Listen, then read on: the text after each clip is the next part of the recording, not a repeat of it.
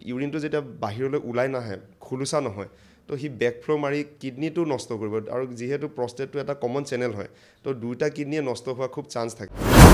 আৰু ডায়েবেটিছ যাৰ আছে, ডায়েবেটিছ লোকসকলৰ বেছিকৈ আপোনাৰ ইউৰিনৰ ইনফেকশ্যনবোৰ দেখা যায়। যিহেতু ডায়েবেটিছ চুগাৰৰ প্ৰব্লেম থাকিলে আপোনাৰ বডিৰ ইমিউনিটি, যোনটো আমাৰ শৰীৰৰ এটা শক্তি থাকে মানে যুঁজিবৰ কাৰণে, সেইটো কমি যায়। আমাৰ লগত আজি উপস্থিত আছে দিল্লী মেক্স হস্পিটেলত দীৰ্ঘদিন ধৰি কৰ্মৰত অৱস্থাত থকা প্ৰখ্যাত ইউৰলজিষ্ট লখিমপুৰৰে সুসন্তান ডাক্তৰ ৰূপম দেউৰী আমাৰ সৈতে উপস্থিত আছে। তেখেতৰ সৈতে আমি পোনে পোনে কথা পাতিবলৈ যত্ন কৰিম। তেখেতক প্ৰতিদিনে এতিয়া লখিমপুৰবাসীয়ে লগ পাব। তেখেত লখিমপুৰবাসীৰ সেৱাৰ বাবে প্ৰতিদিনেই উপলব্ধ থাকিব।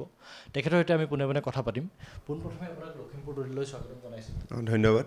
আপোনাক ক'ত লগ পোৱা হ'ব? লখিমপুৰত যিহেতু আপুনি প্ৰতিদিনে এতিয়া চিকিৎসা আগবঢ়াব, ক'ত ক'ত লগ পোৱা হ'ব, কিমান সময়ৰ পৰা আপোনাক লগ পোৱা হ'ব? যিহেতু মই ইউৰলজি বিভাগৰ ডক্টৰ, চ' মই বেচিকেলি মানে যিবোৰ সমস্যা এতিয়া হয় কিডনী ষ্ট'নৰ আৰু প্ৰষ্টেটৰ যিবোৰ প্ৰব্লেমবোৰ বা ইউৰিনৰ ইনফেকশ্যনবোৰ আৰু বাকী ধৰক যৌন সমস্যাবোৰ, এইবোৰ ৰিলেটেড যিবোৰ বেমাৰ বা অসুবিধা হয় মানে মানুহৰ, তো সেইবোৰ প্ৰব্লেমৰ কাৰণে মোক লগ কৰিব পাৰিব। আপোনালোকে হলিচিটি ক্লিনিক ডায়েগনষ্টিক চেণ্টাৰ, যোনটো নকাৰীত আছে, ইয়াত মোৰ টাইমিং আছে দিনৰ পুৱাৰ 11টা বজাৰ পৰা 2টা বজালৈকে হলিচিটিত মই OPD কৰিম। যিহেতু আপুনি লখিমপুৰৰ এজন সন্তান আৰু আপুনি দিল্লীতো কৰ্মৰত হিচাপে আছিল, কিয় ভাবিলে যে লখিমপুৰলৈ পুনৰ ঘূৰি আহি ইয়াতে চিকিৎসা আগবঢ়াম, কিয় ভাবিলে? চাওক, মোৰ যিবোৰ আৰম্ভণিৰ ডক্টৰ ডিগ্ৰীৰ কাৰণে পঢ়া শুনা হয়, যেনেকৈ MBBS ডিগ্ৰীটো, সেইটো মই মোৰ নিজৰ জেগাতে কৰিছিলোঁ, মানে ডিব্ৰুগড়ত কৰিছিলোঁ, অসম চিকিৎসা মহাবিদ্যালয়ত MBBS আৰু মাষ্টাৰ ডিগ্ৰী ইন চাৰ্জাৰী। তাৰপাছত মই চাৰ্জাৰী মাষ্টাৰ ডিগ্ৰীটো কমপ্লিট কৰাৰ পাছত মই কৰ্মৰত আছিলোঁ যোৰহাট মেডিকেল কলেজত এবছৰ। তাৰ পাছত মই অলপ লেপ্ৰস্কপি বিষয়ে অধ্যয়ন কৰিবৰ কাৰণে, কিছুমান এডভান্স চাৰ্জাৰী শিকিবৰ কাৰণে মই দিল্লীত কৰ্মৰত আছিলোঁ 2 বছৰ মেক্স ছুপাৰ স্পেচিয়েলিটি হস্পিটেল সাকেতত। তাৰপাছত মই সুবিধা পালোঁ ইউৰলজি বিষয়ত অধ্যয়ন কৰিবৰ কাৰণে। চ' তাত এতিয়া মোৰ ইউৰলজিৰ অভিজ্ঞতা আছে Kerala Institute of Medical Science, Thiruvananthapuram, কেৰেলাত। তাত মই 3 বছৰ কৰ্মৰত আছিলোঁ।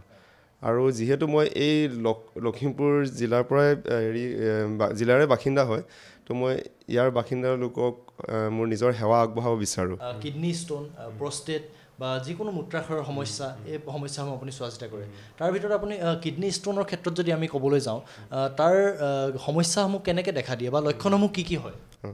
চ' এনেই কিডনী ষ্ট'নত মানে বেছিকৈ দেখা পোৱা যায় আপোনাৰ পিঠিফালে বিষ। কেতিয়াবা সোঁ চাইডে যদি ষ্ট'ন আছে, সোঁ চাইডে পিঠি বিষ কৰিব, বা বাওঁ চাইডে ষ্ট'ন আছে যদি বাওঁ চাইডে কৰিব। আৰু কিডনী ষ্ট'ন কেতিয়াবা তললৈ নামি আহে। নামি আহিলে যিটো কিডনীৰ পৰা তলত আপোনাৰ সৰু মানে নলী আছে, সেই নলীত কেতিয়াবা ষ্ট'নটো ফচি যায়। তেতিয়া ফচি যাওঁতে একদম আপোনাৰ অসহ্য বিষ হয় মানে। আৰু সেই সময়ত মানে কিছুমানৰতো বমি ভাৱ আহে আৰু বমিও কৰি দিয়ে। আৰু লগতে ইনফেকশ্যন যদি থাকেতো আপোনাৰ জ্বৰ এইবোৰ দেখা পোৱা যাব। আৰু সেনেকুৱা যদি আপোনালোকৰ সমস্যা দেখা পায়, তো মোক লগ কৰিব পাৰিব হলিচিটিত, যিটো নকাৰীত মোৰ OPD আছে। এনেইতো কিডনী ষ্ট'ন খাদ্যৰ পৰাও হয়, মানে যেনেকৈ আপোনাৰ ইউৰিক এচিড ষ্ট'ন মদ্যপান বেছিকৈ কৰিলে, আৰু আপোনাৰ যেনেকৈ মাংস, মাছ, মানে প্ৰ'টিন জাতীয় ডিম এইবোৰ কনজিউম কৰিলে। চ' অধিক পৰিমাণত যদি এইবোৰ সেৱন কৰা যায়, তেতিয়া আপোনাৰ ষ্ট'ন ফৰ্মেশ্যন হোৱা চান্সটো বাঢ়ি যায়। আৰু এটাটো কথা হয় যে আপোনাৰ পানী পৰিমাণ যদি আমি কমকৈ পানী খাওঁ দিনটোত, এতিয়া গৰম দিন আহি আছে, এতিয়াতো আমাৰ বহুতখিনি আমাৰ ঘামতে পানী ওলাই যায়। তো পানীৰ পৰিমাণটো আমাৰ শৰীৰত কমি আহে। তো সেইকাৰণে আমি সিমান পৰিমাণতে পানীও খাব লাগে। চ' দিনত 3.5 লিটাৰ বা 4 লিটাৰটো খাবই লাগে নিয়মীয়াভাৱে। আৰু এটা হয় কিছুমান, আৰু যেনেকৈ চকলেট বেছিকৈ খালেও কিডনী ষ্ট'ন দেখা পোৱা যায়, সেইবোৰ অক্সিলেট ষ্ট'নবোৰত বেছিকৈ পোৱা যায়। আৰু এটা সমস্যা খুব হোৱা দেখা যায় প্ৰষ্টেট, আৰু বহুতে বুজিও নাপায় প্ৰষ্টেট কি হয় আচলতে, বহুতে বুজিও নাপায়। ইয়াৰ লক্ষণসমূহ কেনেকুৱা হয় আৰু প্ৰষ্টেট আচলতে কি? প্ৰষ্টেটটো আপোনাৰ অকল পুৰুষৰে থাকে, সেইটো আমাৰ শৰীৰৰে এটা অংগ হয়। সেই প্ৰষ্টেটৰ মানে থ্ৰু দি আমাৰ পেচাবৰ নলীটো যায়।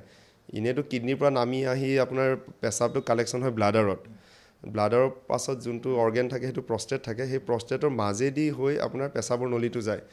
চ' যিহেতু বয়স অনুযায়ী প্ৰষ্টেটটো বাঢ়ি যায়, এতিয়া প্ৰষ্টেটৰ বাঢ়া সময়টো হৈছে যেনেকৈ 55 বছৰ 60 বছৰ ওপৰত বাঢ়ে মানে সেইটো চবৰে বাঢ়িব এটা এজ লিমিট থাকে মানে সৰু বয়সত কম বয়সতো কেতিয়াও প্ৰষ্টেট নাবাঢ়ে তেনেকৈ তো যেতিয়া প্ৰষ্টেটটো বাঢ়ি যায় তেতিয়া সেই নলীডাল চেপা খাই যায় আৰু সেইটো কাৰণে কি হয় যেতিয়া মানে লোকসকলে মানে পুৰুষসকলে পেচাব কৰিব যায় সেইটো মানে আপোনাৰ বয়সৰ লোকসকলে তো বহুত জোৰ দিব লাগে পেচাবৰ মানে ইউৰিনেলত গৈ মেলি অলপ দেৰি ৰ'ব লাগে ৰৈ জোৰ দিলে পেচাবটো হয় আৰু পেচাবৰ যিটো ধাৰটো পূৰা দুৰ্বল হৈ যায় আৰু খুব সঘনে পেচাব কৰিব লগা হয় যেনেকৈ এঘণ্টা মূৰে মূৰে পেচাব লাগে আৰু ৰাতিও শোৱাৰ পাছত সঘনে সাৰ পাব লগা হয় পেচাব কৰিবৰ কাৰণে তো এইবোৰ সমস্যা দেখা যায় মানে প্ৰষ্টেট যেতিয়া বাঢ়ি যায় তো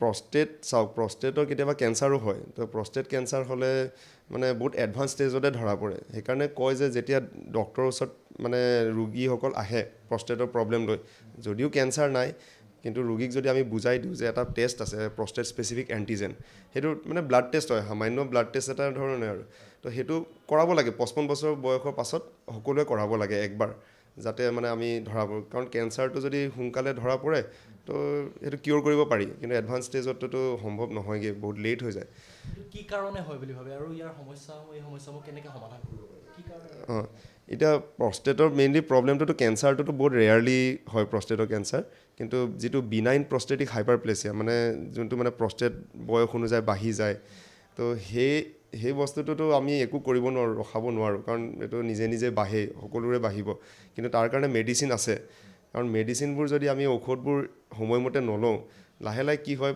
ইউৰিনটো আপোনাৰ মানে পাচাব কৰোঁতেতো সমস্যাটো আছেই জোৰ দিব লগা হয় এইবোৰ যিবোৰ মই অলৰেডি কথাবোৰ ক'লোঁ কিন্তু আৰু এটা প্ৰব্লেম হয় কি ইউৰিনটো যেতিয়া বাহিৰলৈ ওলাই নাহে খোলোচা নহয় তো সি বেকফ্ল' মাৰি কিডনীটো নষ্ট কৰিব আৰু যিহেতু প্ৰষ্টেটটো এটা কমন চেনেল হয় তো দুটা কিডনীয়ে নষ্ট হোৱা খুব চান্স থাকে মানে কিডনী দুটা বহুত কষ্ট পাই থাকে কাৰণ ইউৰিনটো যিখিনি কিডনীয়ে পঠাই দিলে ব্লাডাৰলৈ কিন্তু ব্লাডাৰৰ পৰা আকৌ আগবাঢ়ি ওলাই যাব পৰা নাই তো যিহেতু ওলাই যাব পৰা নাই সি পিছপিনে যাব মানে গৈ আৰু আপোনাৰ কিডনীটো হাৰ্ম কৰিব মানে তো সেইকাৰণে মেডিচিন সময়মতে ল'লে কিডনীটো বচাব পাৰি তো সেইকাৰণে মেডিচিন দি আমি ঠিক কৰিব ট্ৰাই কৰোঁ আৰু মেডিচিন যদি নহয়গৈ তেতিয়া লাষ্ট অপশ্যন যোনটো থাকে আমাৰ চাৰ্জাৰী আৰু চাৰ্জাৰীও আমি কৰোঁ মই এতিয়া ইউৰ'লজি ডক্টৰ আমিতো প্ৰষ্টেটৰ চাৰ্জাৰী কৰোঁ যিহেতু প্ৰষ্টেটটো বাঢ়ি যায় তো আমি এণ্ডস্কপিকেলি এনেকৈ নহয় যে একদম ছালৰ পৰা কাটি কুটি প্ৰষ্টেটটো কাটি মেলি এনেকুৱা নহয় সামান্য অপাৰেশ্যন এইটো এণ্ডস্কপিকেলি যিটো কয় আপোনাৰ যিটো লিংগ আছে লিংগৰ থ্ৰু দি পেচাবৰ নলী দি ভিতৰলৈ যাওঁ